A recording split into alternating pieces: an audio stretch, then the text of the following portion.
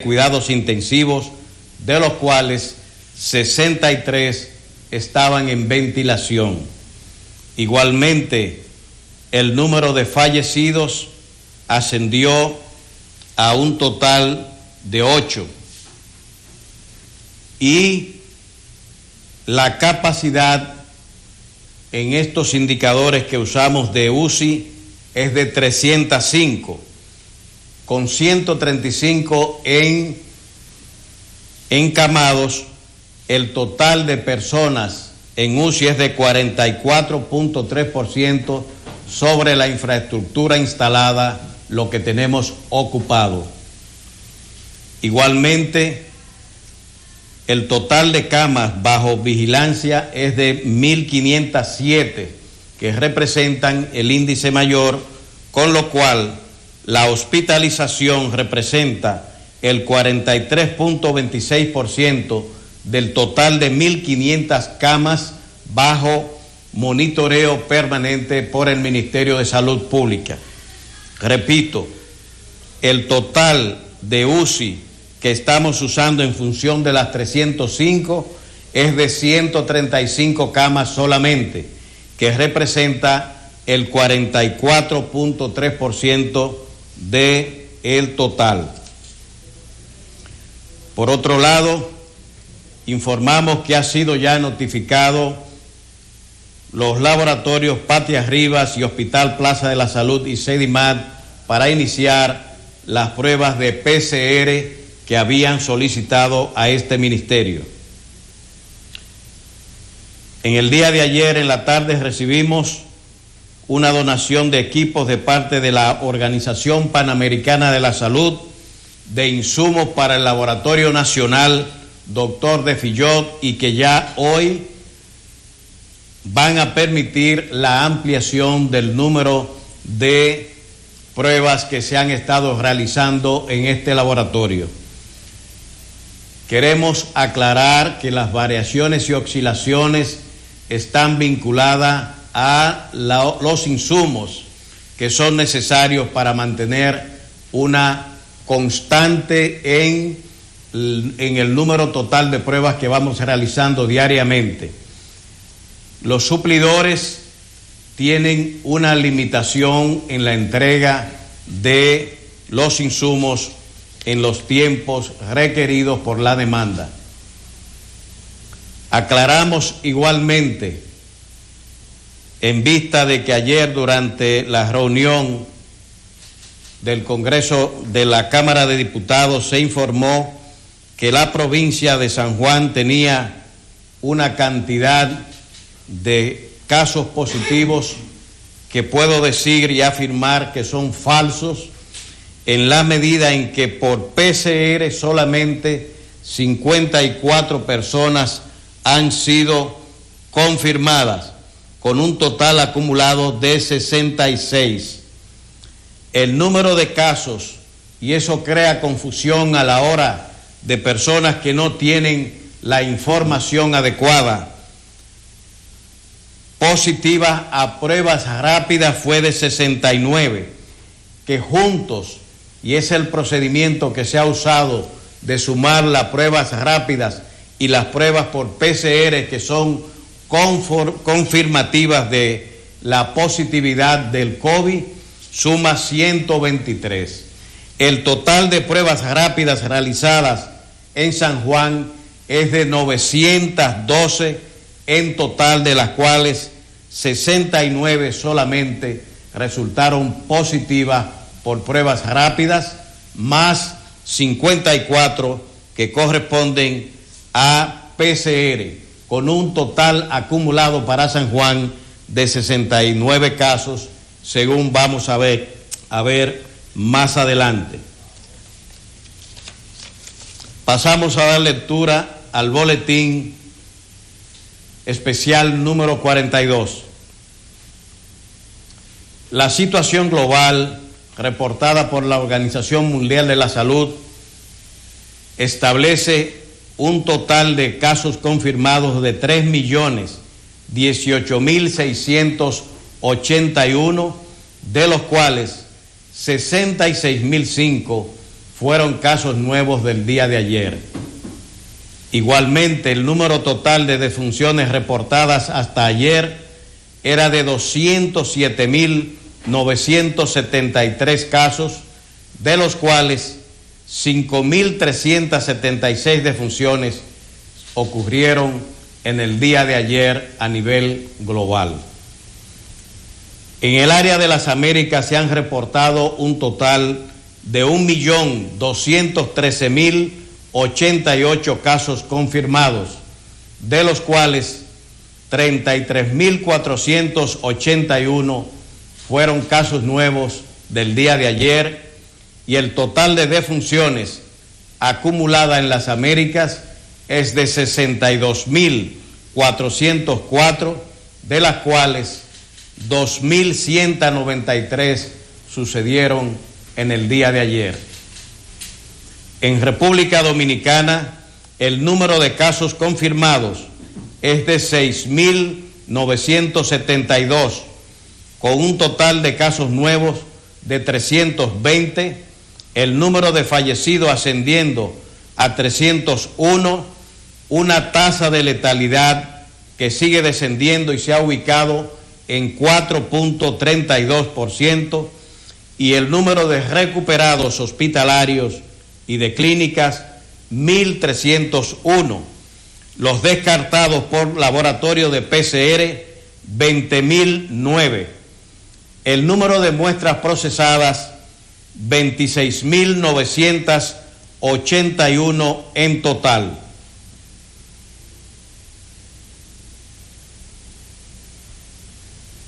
Informamos que según municipios de residencia, los casos de COVID-19 se agrupan de la siguiente manera: Santo Domingo de Guzmán, 24.73%, Santiago, 11.43%, Santo Domingo Este, 8.89%, San Francisco de Macorís, 8.66%, Santo Domingo Oeste, 6.01%, La Vega, 5.95%, Santo Domingo Norte, 4.20%, Puerto Plata, 2.91%, Bonao, 2.61%, Moca, 2.60%, San Cristóbal, 2.31%, La Romana, 2.01%. El 54.06% de los casos confirmados corresponden al sexo masculino. La distribución por provincia es la siguiente: Distrito Nacional, 94 casos nuevos, 1.724 acumulados, una positividad de 20.15%, el número de recuperados 492, con 2 fallecimientos nuevos. Azua, 6 casos nuevos, 44 acumulados, 5 recuperados, 0 fallecimientos. Bauruco, 0 casos nuevos, 5 acumulados, 1 recuperado, 0 fallecimientos. Barahona, 0 casos nuevos, 37 acumulados, 7 recuperados, 0 fallecimientos. Dajabón, 0 casos nuevos, 3 acumulados, 1 recuperado, 0 fallecimientos. Provincia Duarte, 13 casos nuevos, 630 acumulados, 109 recuperados, 0 fallecimientos. Elías Piña, 0 casos nuevos, 2 acumulados, 0 recuperados, 0 casos nuevos. El Ceibo, 0 casos nuevos, 5 acumulados, 0 fallecimientos. Espaillat, 4 casos nuevos, 209 acumulados, 29 recuperados, 1 fallecimiento. Independencia, 0 casos nuevos, 1 acumulado, 1 recuperado, 0 fallecimientos. La Altagracia, 3 casos nuevos, 119 acumulados, 42 recuperados, 0 fallecimientos. La Romana, 9 casos nuevos, 144 acumulados, 23 recuperados, 0 fallecimientos. La Vega, 13 casos nuevos, 501 acumulados, 72 recuperados, 0 fallecimientos.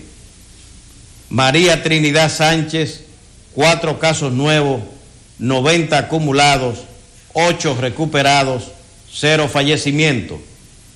Montecristi, 0 casos nuevos, 17 acumulados, 2 recuperados, 0 fallecimientos. Pedernales, 0 casos nuevos, 3 acumulados, 0 recuperados, 0 fallecimientos. Peravia, 1 caso nuevo, 50 acumulados, 9 recuperados, 0 fallecimientos. Puerto Plata, 11 casos nuevos, 224 acumulados, 19 recuperados, 0 fallecimientos. Hermanas Mirabal, 3 casos nuevos, 158 acumulados, 21 recuperados, 1 fallecimiento. Samaná, 1 caso nuevo, 24 acumulados, 11 recuperados, 0 fallecimiento. San Cristóbal, 21 casos nuevos, 206 acumulados, 17 recuperados, 0 fallecimiento. San Juan, 0 casos nuevos, 66 acumulados, 3 recuperados, 0 fallecimiento. San Pedro de Macorís, 2 casos nuevos, 64 acumulados, 16 recuperados, 1 fallecimiento nuevo. Sánchez Ramírez, 1 caso nuevo, 167 acumulados, 13 recuperados, 0 fallecimiento. Santiago, 15 casos nuevos, 831 acumulados, 136 recuperados, 1 fallecimiento.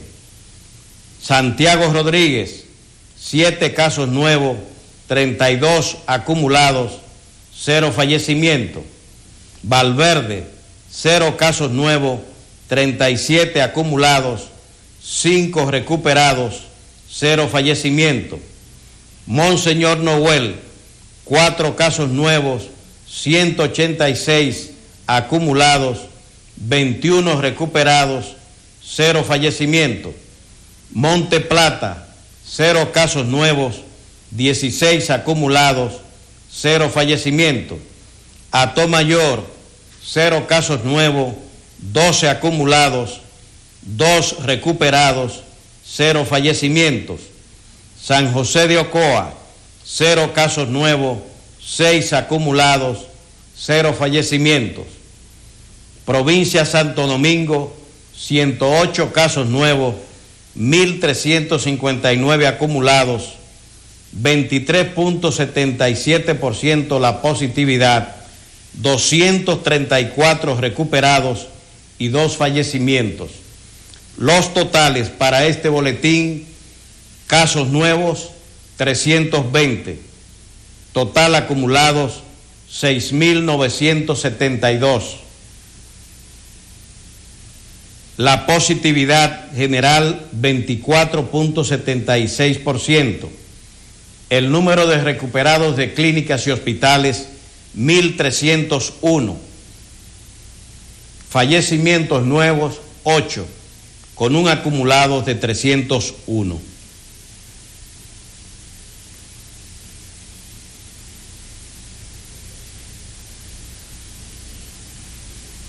La edad promedio de los fallecidos, 63 años,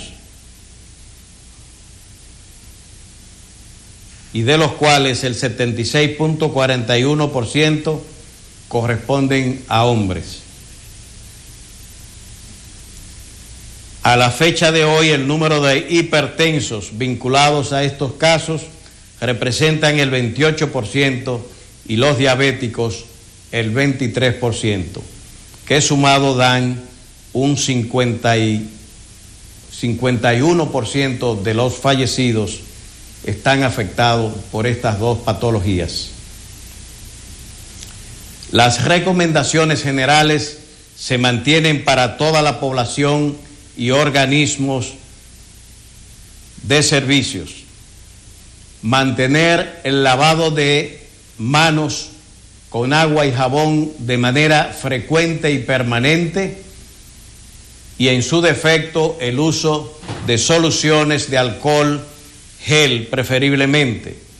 Igualmente, se recomienda el uso obligatorio de las mascarillas tanto en los espacios públicos como en los hogares que presenten pacientes sintomáticos o positivos, igual para los enfermos que para aquellos que le presten atención y cuidados. Queremos igualmente recordar las medidas de higiene general en los hogares y las medidas que llevan a cabo los organismos estatales y municipales de higiene pública de calles y contenes, así como la fumigación con hipoclorito de sodio en viviendas. En los supermercados, bancos y otras instituciones prestadoras de servicio, recordar el mantenimiento de la distancia entre los clientes e igualmente requerir el uso de la mascarilla a todos los pacientes. A todos los centros de prestación de servicios públicos o privados, mantener las medidas de protección al personal de salud, tanto en las emergencias como en las áreas de triaje, cuidados intensivos y salas intermedias, preferiblemente, e igualmente para las direcciones provinciales y de área del Ministerio de Salud Pública, mantener los mecanismos de protección en el equipo de trabajo de campo, así como aquellos que hacen visitas domiciliarias a pacientes positivos o sintomáticos, e igualmente durante los procesos de visita casa a casa en búsqueda activa de casos. Recordamos a clínicas y hospitales e igualmente a todos aquellos organismos que están practicando y llevando a cabo pruebas rápidas que es una obligación hacer el reporte de los casos practicados y que dan positivos a la Dirección General de Epidemiología mediante el sistema SINAVE. En los casos en que no cuenten con ese mecanismo a sus manos, realizar una notificación escrita a la dirección provincial o de área respectiva de sus provincias. Muchísimas gracias. Muchísimas gracias a usted, ministro. Iniciamos con Nelson. Gracias, Bien. saludos, un abrazo a mis compañeros, los que están haciendo su trabajo en diferentes puntos para hacer información. Ministro, 11 casos nuevos en Puerto Plata, para lo que se esperaba es una minoría, gracias a Dios Todopoderoso. Y quiero preguntarle sobre lo que usted admite que es la falta de personal para procesar pruebas del COVID-19. ¿Qué deben hacer esos profesionales que quieren una oportunidad para trabajar y dónde deben acercarse específicamente? Buenos días, ministro. Dios le bendiga. Muchísimas gracias. Puerto Plata registró ayer 11 casos. Ahora bien, esos casos no pueden ser asociados a la condición del domingo todavía, porque el proceso de incubación está en curso en la provincia y necesitamos un periodo que puede ir de 7 a 14 días para que se complete la incubación en estos afecciones virales. Son casos de búsqueda activa que se están realizando durante estos operativos y que han sido identificados ya y reportados por pruebas PCR. De manera que con las medidas que se están tomando esperamos que efectivamente el impacto no haya sido demasiado grande en la provincia de Puerto Plata. En el día de ayer se estuvieron realizando en la provincia el levantamiento de la encuesta serológica que el ministerio ya inició ahí y en el sur lejano. De manera que se avanzó bastante, incluyendo la zona de Cabarete, Montellanos, etcétera, donde se hicieron las tomas de muestras pertinentes ya en esa dirección, quedando algunos otros municipios que en el día de hoy deben ya avanzar hacia la conclusión de ese levantamiento que se hace en la provincia de Puerto Plata.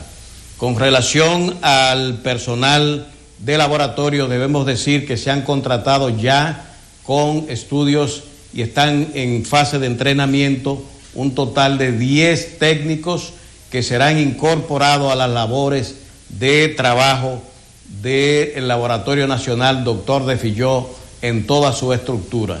También debo decir que pueden dirigirse a la Dirección de Recursos Humanos a todos aquellos profesionales de laboratorios que deseen trabajar en el sistema, que estamos abiertos igualmente para los epidemiólogos, los especialistas en salud pública e igualmente a grupos de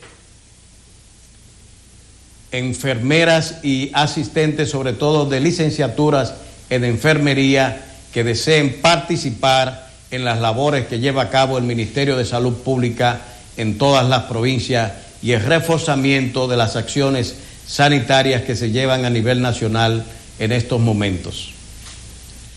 Gracias. Continuamos con Elianta Quintero. Adelante. Buenos días, ministro.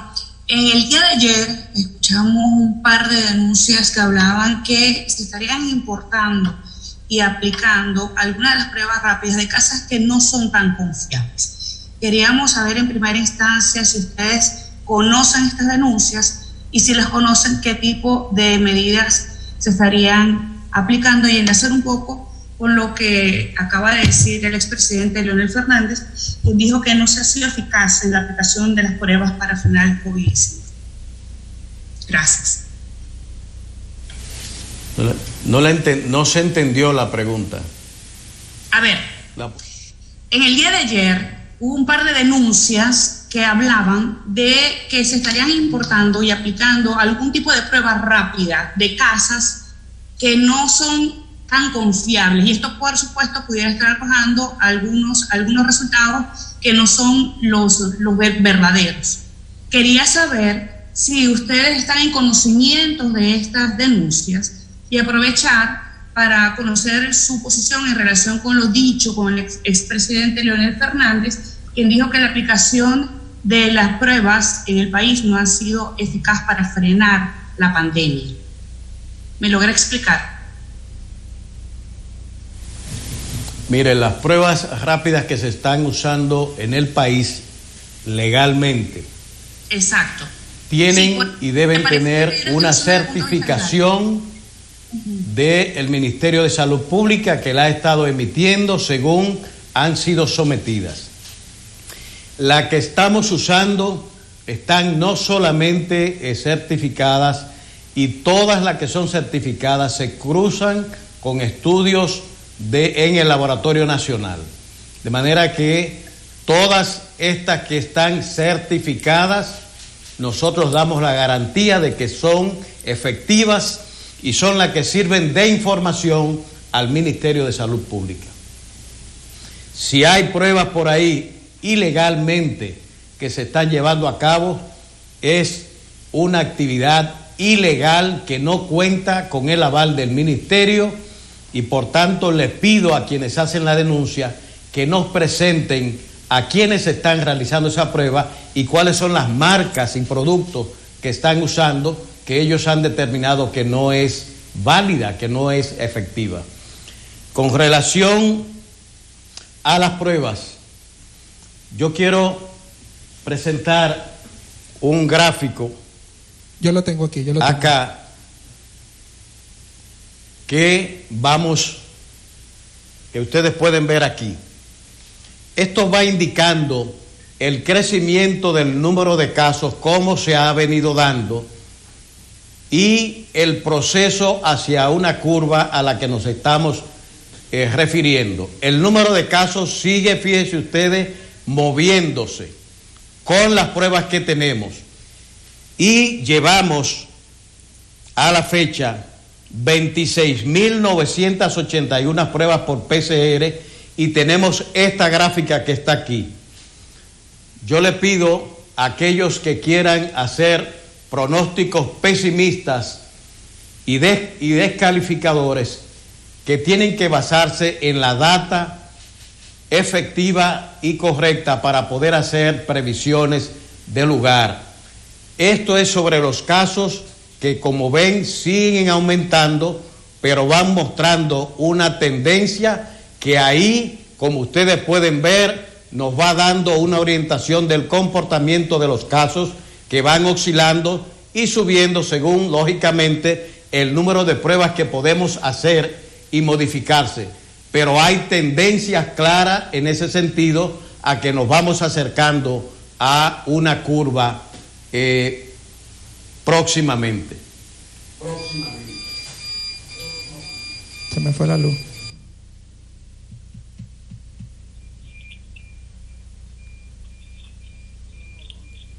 Maite, pendiente. Maite, adelante. Hola, Maite. Tu micrófono. Maite Mansueta, por favor, tu micrófono.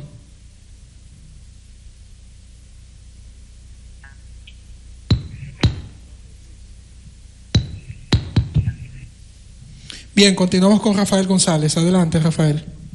Micrófono, por favor. Buenos días, señor ministro. Le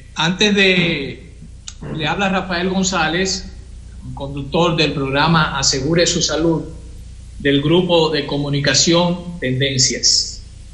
Y antes de pasar directamente a mi pregunta, quisiera expresarle un voto de reconocimiento a usted y su equipo del Ministerio de Salud por la titánica labor que llevan a cabo día a día para paliar los efectos de esta terrible pandemia que sorpresivamente nos ha afectado a nosotros y al mundo entero.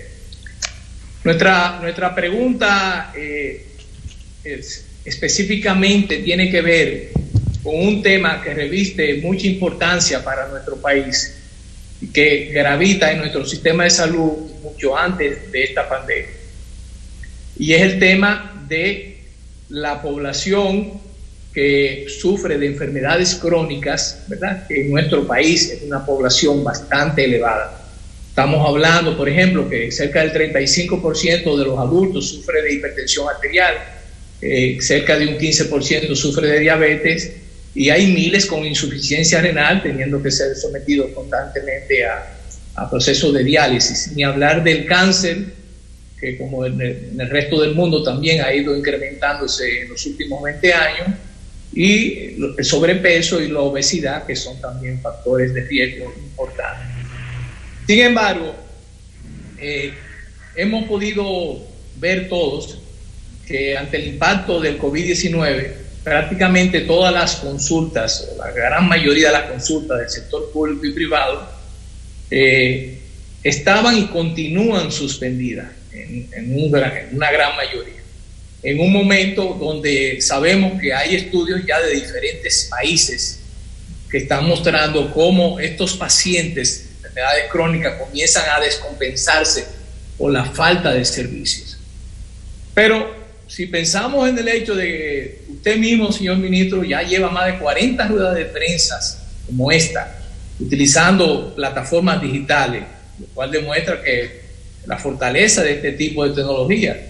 No obstante, nuestros pacientes, así como también la mayoría de nuestros médicos, muestran cierta resistencia a utilizar la telemedicina como herramienta de acceso a consultas, que hubiera sido de vital importancia en un momento como este, precisamente para esos pacientes que no han podido o que no se han atrevido a ir a la consulta, o simplemente que por la ausencia de esta, pues no han podido recibir la asistencia correspondiente. La pregunta concreta en ese sentido es, señor ministro, es si se ha discutido dentro del gobierno, la Comisión de Emergencia, por supuesto ese Ministerio de Salud que usted dirige, que sé que tiene tantos frentes abiertos, la posibilidad de establecer ya de manera formal una reapertura gradual en el corto plazo de las consultas y de las diferentes atenciones que ameritan esos pacientes crónicos. Y si por otro lado aquí en nuestro país hemos podido medir de alguna manera el impacto que puede tener sobre ese grupo de pacientes la no reapertura de esas atenciones médicas y servicios que necesitan. Específicamente dentro de esos grupos, los que necesitan diálisis, los pacientes de cáncer que necesitan quimioterapia. Esa es nuestra pregunta. Bien, lo primero es que ciertamente este grupo de pacientes son los más susceptibles dentro de esta epidemia y han sido los que han pagado más caro la afección del COVID-19. Para ellos, en todos los países se han tomado medidas de precaución, pero de todas maneras han sido los más afectados. En nuestro país no se han cerrado los servicios de atención normales de los hospitales y de las clínicas. Incluso se ha hecho una separación y especialización que le puedo poner algunos ejemplos. La maternidad La Altagracia no está dedicada para atender casos de COVID, sino la maternidad de los Minas. Y así se ha hecho la distinción para los pacientes con trastornos renales que necesitan servicios semanales de 2 y 3 diálisis semanales, pues se ha habilitado áreas específicas para que los pacientes normales y que no están bajo el influjo del COVID-19 pues puedan realizar y seguir sus atenciones. Igualmente los pacientes cancerosos siguen recibiendo todas sus atenciones de manera normal. Se ha dado un fenómeno que ustedes pueden constatar, que el volumen de demanda sobre clínicas y hospitales se ha visto reducida porque la gente, por temor, pues dilata acudir a los centros de atención, no porque estos estén cerrados o que no tengan servicios de cardiología o servicios de neumología, etcétera, sino que la gente es conservadora en términos de exponerse en los hospitales y clínicas en estas circunstancias, y eso ha hecho bajar el número de clientes y de pacientes que van a las clínicas y que van a los hospitales. Creo que esa es la explicación, pero el Servicio Nacional de Salud en la parte pública mantiene abiertos los servicios especializados para todos aquellos pacientes que necesiten atención. Muchas clínicas han hecho una reingeniería de sus instalaciones, y puedo poner la clínica Siglo XXI en Duarte, que hizo una separación de su área física para COVID y el resto para las atenciones normales. Lo mismo ha hecho el HOMS en Santiago y Unión Médica, e igualmente ha hecho el Hospital Cabral Ibáez también una separación de las áreas de circulación de pacientes que están vinculados al COVID de aquellos que no lo están. Gracias, ministro. Ahora sí, Maite Mansueta. Adelante, Maite, tu micrófono.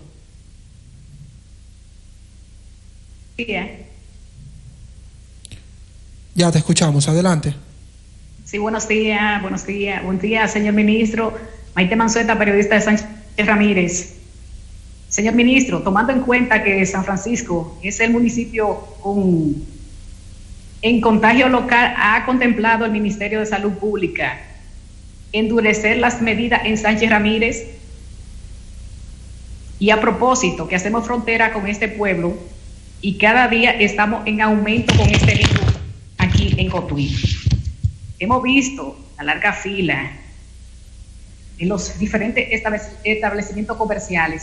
Entonces, ¿qué recomendación tiene el ministro de Salud Pública para esta provincia? Así que muchas gracias, Maite Mansueta, desde Cotuí. Bueno, Cotuí hasta ahora se mantiene bajo control usted puede ver en los boletines, los reportes, según se van dando. Hoy, en Sánchez Ramírez se reportó un caso. En el boletín de ayer no tenía casos, tenía 166 acumulados, reportó uno nuevo, llega a 167. En el boletín anterior a ese, Sánchez Ramírez reporta 0 casos, seguía en 166. En el boletín 39, Sánchez Ramírez presentó 2 casos, con lo cual le ascendió a 166. El anterior a ese, Sánchez Ramírez presentó la irrupción con 25 casos, que fue lo que lo llevó a 164. Y los anteriores a eso, 1 caso, y así esporádicamente. Tenemos establecido el brote que se produjo con los 25 casos explicativos que aquí figuran. Se han tomado las medidas del lugar con fines de mantener bajo control el comportamiento de la provincia como al momento se mantiene. Pero es bueno agregar que continúa el número de restablecidos y de recuperación de los pacientes en la provincia Sánchez Ramírez, que hoy reporta 13 personas que ya han recuperado de hospitales y clínicas su situación. De manera que las medidas generales continúan aplicándose en la provincia Sánchez Ramírez.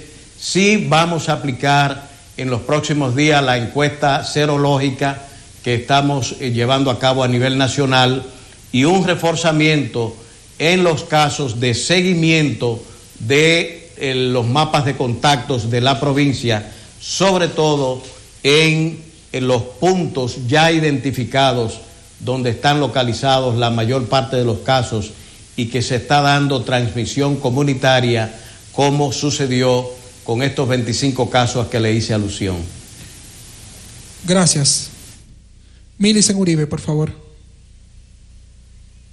Ministro, actualmente, ¿en cuáles sectores de clase media y en cuáles barrios presenta el coronavirus mayor incidencia? Usted nos ha explicado anteriormente que son sobre todo sectores de clase media, pero me gustaría saber el detalle, si es en Naco, si es en Piantini, si a nivel de barrios es Villaconsuelo, a eso me refiero. Y también para que por favor actualice a cuánto asciende la cantidad del personal sanitario positivo al COVID-19 esta semana, saber cómo se ha contagiado, porque anteriormente usted nos explicaba que el foco principal era el crucero Costa Fabulosa, y sobre todo, ministro, ¿cuáles medidas adicionales estarían tomando para proteger a este personal, que son los principales soldados en esta guerra que el gobierno dominicano le ha declarado al COVID-19? Gracias. Nosotros dimos los detalles que ustedes nos habían pedido por municipio, que era el dato que nos habían pedido anteriormente. En Santo Domingo mantenemos la separación por municipios también. Santo Domingo Distrito tiene 1.571 casos que habíamos dicho, y asimismo está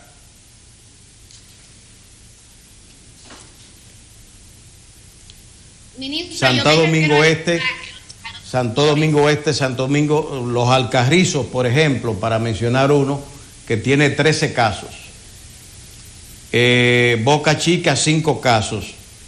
San Antonio de Guerra, 2 casos. Pedro Brán, 1 caso. Santo Domingo Norte, 258 casos.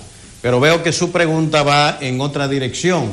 En el caso del Distrito Nacional, la mayoría de los casos están en el gran casco urbano de Santo Domingo, pero ya en estos momentos le actualizaremos para ver los barrios en los cuales se están presentando ya distribución comunitaria, que puedo decir que están en Santo Domingo Norte, una parte en el área 4 de Santo Domingo y área 7 también del Gran Santo Domingo, en los cuales se están presentando esta distribución. Mayormente en la provincia de Santo Domingo es donde se están dando el mayor crecimiento en estos momentos. Disculpe, pero no está respondida a mi pregunta, ministro, y es la tercera vez que lo hago. Yo me refiero de esos sectores del casco urbano, dígame por lo menos el nombre de 3, por favor. Piantini, Evaristo Morales, Serrayés,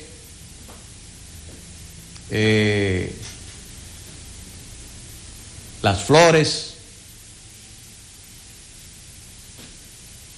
en Sánchez Quisqueya, Bellavista, Mirador Norte, El Cacique, 30 de Mayo, Zona Colonial, en fin. Los detalles de cada uno, las cantidades, podremos dársela en detalle, pero en esos lugares ahí, y usted está hablando de una cosa que ya no es lo que el estado actual. Nosotros hablamos en el momento en que se presentaron los conglomerados en el país y que empezó justamente en ese casco urbano principal y asociado a actos sociales y al Costa Fabulosa que habíamos señalado, que también se expresó en varias provincias más el caso del Costa Fabulosa, porque hubo contagiados de varias provincias del país que descendieron del Costa Fabulosa. Luego, una serie de actividades sociales más que fueron conformando los conglomerados iniciales. En este momento estamos en distribución comunitaria y por tanto toda la distribución de los casos se va expandiendo y graneándose dentro de la ciudad. Esa es la situación que tenemos. Y en relación a la cantidad del personal sanitario contagiado a la fecha, por favor. En el último informe teníamos 103. No tengo aquí el informe, pero pienso que debe andar por los 110 personas aproximadamente. Gracias. Gracias a ti, Millicent. Rosairis Mercado, por favor. ¿Tu micrófono? ¿Me escucha? Sí, te escuchamos. Adelante. Ok, muchísimas gracias. Señor ministro, desde Montecristi, para Frontera Visión, Canal 32 y Frontera 5, 103.3 FM, siempre en cobertura total. Ministro, con relación a Villa Vázquez, según el actual alcalde, en los próximos días se estará haciendo un hospital temporal en el mismo lugar donde estaba el hospital anterior. Ahora bien, ¿ya tienen permiso del Ministerio de Salud Pública para instalar ese hospital ahí? ¿O qué novedades hay con relaciones a ese tema? Ya que ese lugar, me imagino que no está en condiciones para poner un nuevo hospital ahí, porque hay que acondicionarlo, más toda la infección que debe haber en ese lugar. Y con relación también al seguimiento que se le va a dar a los niños que necesitan ser inyectados, ya sea las inyecciones de secuencias, la DPT, todas las inyecciones desde 0 a 12 años más o menos. ¿Qué estará haciendo el Ministerio de Salud Pública en ese sentido? Y si los niños, las madres deben ir con sus niños a las CUNAT o hospitales de cada municipio ya a realizarle ese tipo de vacunas. Bien, yo creo que es muy importante la última pregunta que usted hace, en el sentido de que la República Dominicana, como todas las Américas, habitualmente realizan la vacunación en estos periodos. En los próximos días vamos a informar sobre la vacunación y el procedimiento que vamos a seguir. República Dominicana no va a dejar de aplicar su programa anual de vacunación que lleva a cabo el programa ampliado de inmunizaciones. Es un programa anual, fijo, con programación establecida y del que tenemos los insumos necesarios para la realización de la misma, y estaremos realizándolo a nivel nacional sin cambios que no sean de procedimientos y metodologías para su desarrollo. Esos son los cambios básicos, pero la planificación está hecha, se llevará a cabo a nivel nacional como lo teníamos planificado. Igualmente está en plan también la realización de la campaña nacional de vacunación antirrábica, que tienen programas fijos establecidos que lo único que están precisando en estos momentos es la coordinación con el Departamento de Epidemiología y las previsiones que los equipos participantes deben tomar para llevar a cabo esos procesos que anualmente lleva a cabo el Ministerio de Salud Pública. Con relación a Villa Vázquez, el Servicio Nacional de Salud y OISOE son los encargados de llevar a cabo las prestaciones de servicios y las reparaciones que hayan que hacer en esa provincia. Nosotros, una vez que han concluido los procesos, hacemos lo que se conoce como habilitación, los procesos de inspección de la infraestructura, las capacidades tecnológicas instaladas, el recurso humano necesario para la operación y la cartera de servicio que allí se va a ofrecer. Una vez que se ha cumplido esa fase, así lo hacemos. Lo que hemos hecho es proveer a Villa Vázquez de una nueva ambulancia con fines de facilitar la prestación de servicios cuando sea necesario los traslados, sea a Guayubín o a Montecristi, donde hay centros de servicios prestando atenciones a pacientes. El actual alcalde del PRM, que es de Villa Vázquez, dijo que a Luis Abinader le autorizó para que diera la información de que iban a poner un hospital temporal en ese lugar. Entonces, yo quiero saber si es especulación o si solamente, o si ya tienen el permiso del Ministerio de Salud Pública. Bueno, a mí no me gusta responder especulaciones o cosas por el estilo. Para montar un hospital tienen que tener autorización pública. Nadie, motus propio, que no, incluso una clínica privada que usted vaya a poner, pues tiene que seguir todos unos procedimientos establecidos que se deben respetar. Yo prefiero esperar las informaciones y los sometimientos de las solicitudes que se vayan a hacer con fines de poder dar una respuesta efectiva a su pregunta. Pero en estos momentos nosotros no tenemos en mano absolutamente ninguna solicitud en esa dirección. Muchísimas gracias. Gracias a ti, Rosairi. Continuamos para culminar, Carmen Martínez. Buenos días, ministro. Mi pregunta va dirigida en este sentido. A los pacientes de la unidad de diálisis del Hospital Padre Villini, pues se ha cedido para hacerle las pruebas a raíz de denuncias de pacientes que han resultado positivos. Sin embargo, hay pacientes de otros centros de diálisis públicos y privados que también están demandando el acceso a estas pruebas rápidas porque tienen miedo de que compañeros de ellos que han presentado síntomas pues pudieran cursar con el COVID-19. ¿Ustedes tienen en planes hacer estas pruebas rápidas también a esos centros? Eso por un lado. Y por otro lado, los CDC han actualizado su lista de síntomas y han agregado 6 nuevos síntomas que se han ido observando, ya lo han hecho oficial, entre ellos escalofrío, dolor muscular de garganta y pérdida residente del olfato. ¿Ustedes están en planes de actualizar también a propósito de estas últimas informaciones los síntomas del COVID-19? Bueno, empezando por esta última, todo eso corresponde a infecciones respiratorias agudas que se pueden presentar. No es que el CDC haya inventado una nueva sintomatología que no existiera. Las infecciones respiratorias agudas se pueden cursar según los pacientes con manifestaciones diversas, dentro de las cuales están todas esas que usted ha mencionado.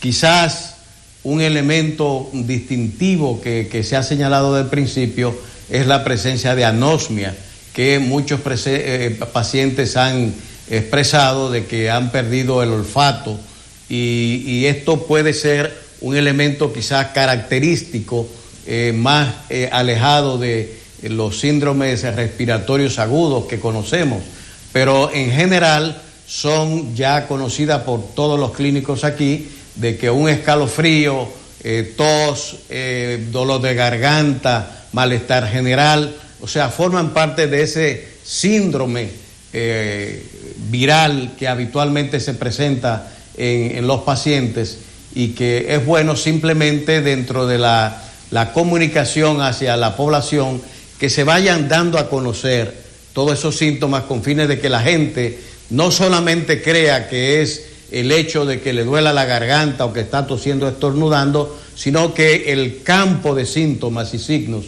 es bastante amplio, como bien saben ustedes, para estas infecciones virales. De manera que es bueno que se den a conocer. Con relación a las pruebas de los pacientes en diálisis, el Ministerio y el Servicio Nacional de Salud mantienen la vigilancia de este tipo de pacientes. Incluso han especializado, como les decía, zonas para que los dializados pues vayan permanentemente allí y que no pasen por allí los positivos al COVID que se han identificado. Ahora bien, un paciente que se está dializando se contagia ¿dónde? Si es un paciente que una vez que se dializa, pues sale y va a su casa y tiene una vida, muchos de ellos, prácticamente normal. Se puede contagiar en un supermercado, se puede contagiar con un familiar que está entrando y saliendo o recibiendo visita, o en algunos casos, y esa es la previsión que el Servicio Nacional de Salud y los organismos estatales han tomado, es que los equipos usados en pacientes COVID no sean usados por otros pacientes que no tienen esta enfermedad.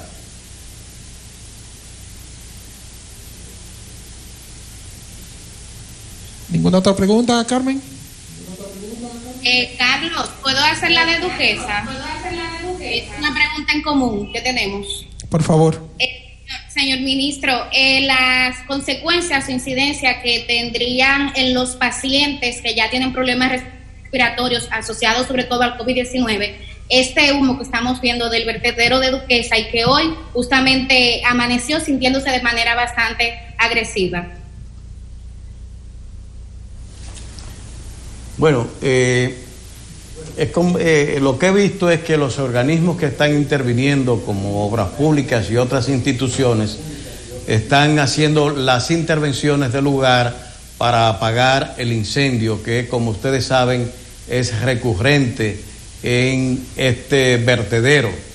Los efectos ya son conocidos porque, como se ha producido antes, sobre todo de infecciones respiratorias agudas, que tienden en estos casos pues a agudizarse en los incendios.